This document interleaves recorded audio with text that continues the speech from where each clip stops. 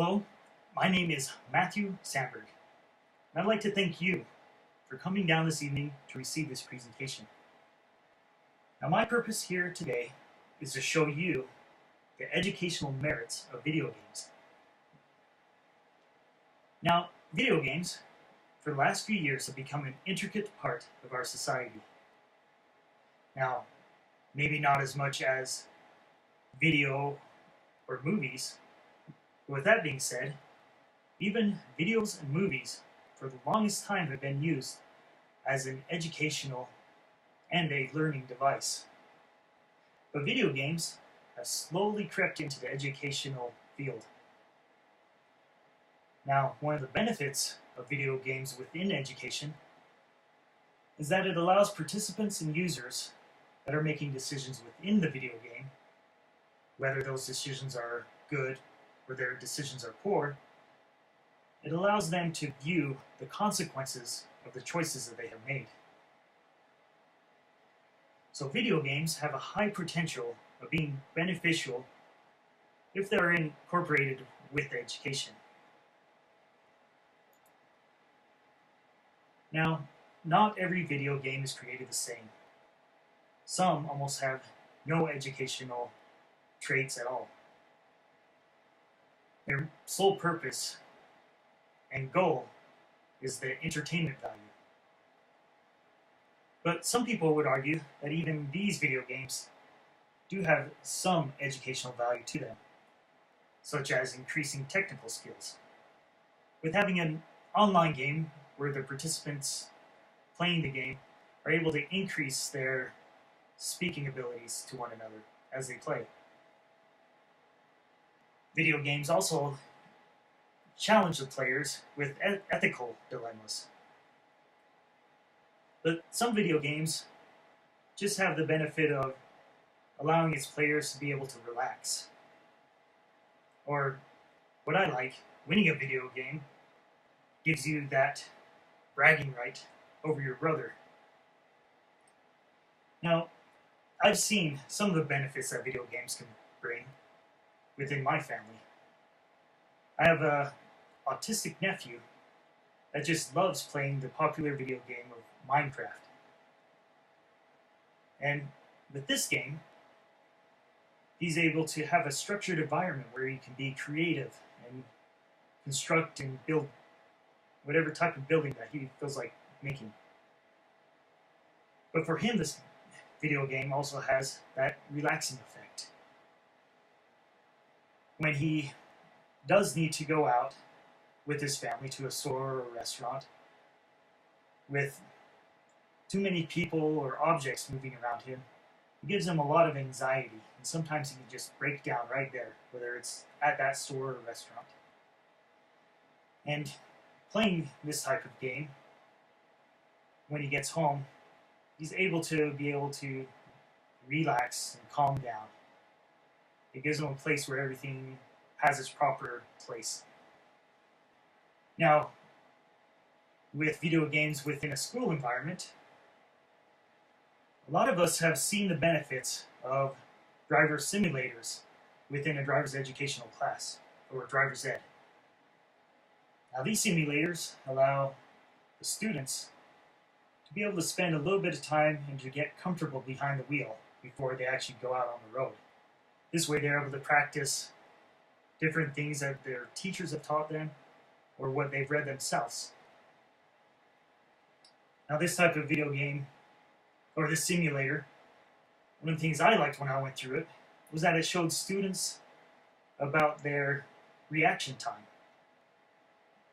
When they're driving down in their virtual world, then all of a sudden an image pops up of a person, giving them no time to be able to stop.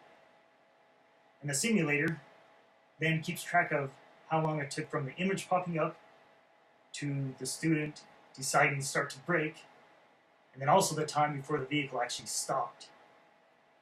It just allowed students to be able to kind of feel how far a good following distance is in case of trouble.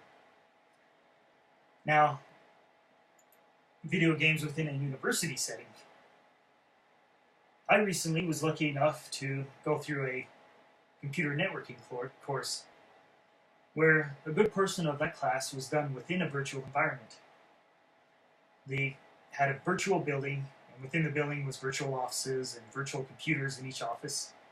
And your job as a network administrator was to go through and troubleshoot certain computers that were having problems.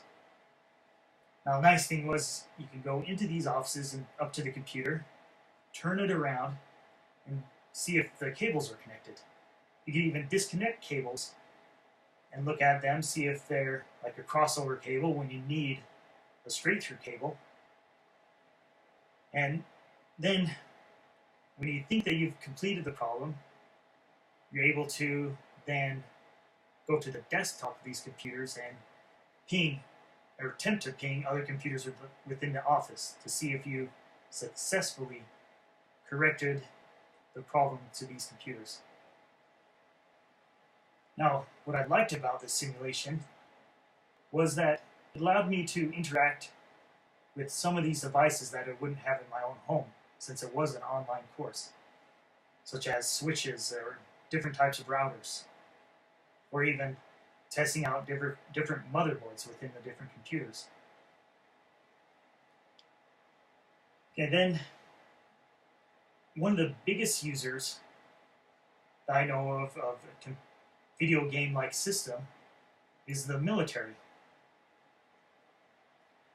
Now, one of these video game-like systems is a FATS, which is an acronym which is FATS.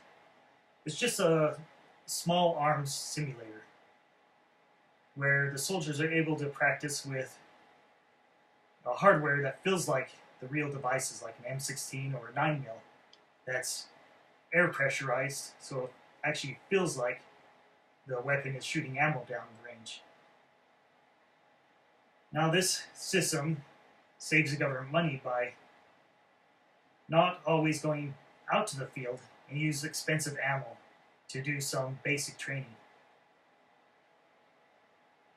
With this type of simulator, the soldiers are able to learn some muscle memory with their weapons, proper trigger squeeze, and good breathing, and also proper aiming. And also something that can't be done downrange is they're able to practice quickly changing out from one magazine to a new one, something that is kind of unsafe down the range.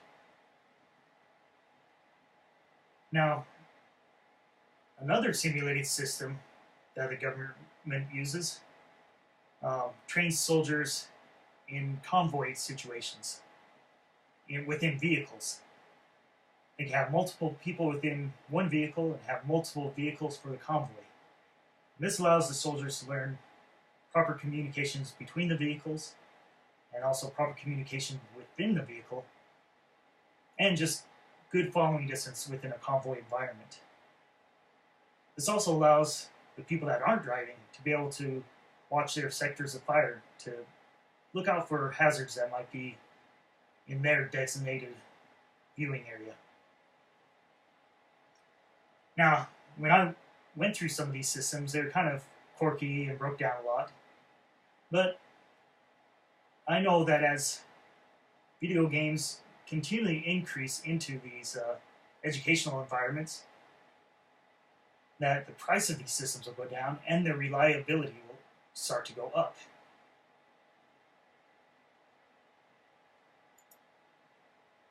Now, there is a lot of benefits if you are able to incorporate video games with education. It helps people to learn quicker, especially the newer generations as they start to come into the workforce. Now, as this system is running, that'll make it so they're able to learn quicker and to just be able to work in different types of environments, especially with virtual environments. Now, any questions?